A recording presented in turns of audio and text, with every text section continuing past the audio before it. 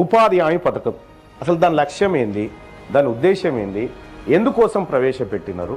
Sir Manmohan Singh గారు sir ప్రధానమంత్రిగా ఉన్నటువంటి సమయంలో ఇటువంటి గొప్ప చట్టాలు, గొప్ప ప్రయోజితమైనటువంటి ఎన్నో చేశారు సార్. అందులో రైట్ టు ఇన్ఫర్మేషన్ యాక్ట్ కావచ్చు, రైట్ టు ఎడ్యుకేషన్ యాక్ట్ కావచ్చు, ఇది ఈ ఉపాధి హామీ చట్టం ఏదైతే ఉందో సార్, ఫుడ్ సెక్యూరిటీ బిల్ ఏదైతే ఉందో సార్, ఇది 2005లో పెట్టినట్టున్నారు, 6 నుంచి అమలైనట్టుంది సార్.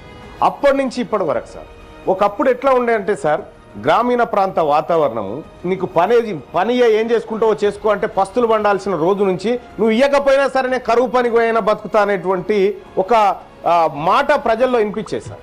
కనీసం కరువు పని చేసుకొని బతుకుతాను, కరువు పని అంటారు సార్ ఇప్పటికి కూడా. ఇది మనం పెద్ద పేర్లున్నాయి కానీ ఊర్ల పండి ఇప్పుడు ఏడికి పోతున్నా అంటే కరువు పనికి పోతున్నా అంటారు. అలాంటి కరువు పనికి పోతే ఒక ధైర్యం సార్, ఏమీ లేని వాళ్ళకి నా కోసం ఒకటి ఉన్నది అనేటువంటి ఒక ధైర్యం అప్పుడున్నటువంటి యూపీఏ గవర్నమెంటు, అప్పుడున్నటువంటి ప్రధానమంత్రి మన్మోహన్ సింగ్ గారు ఆ ప్రభుత్వం తీసుకొచ్చినటువంటి గొప్ప చట్టం సార్. ఆ ప్రభుత్వం నిజంగా ఈ దేశంలో ఉన్నటువంటి పేదవాళ్ళ కడుపులోకి తొంగి చూసి చట్టాన్ని తెచ్చింది సార్.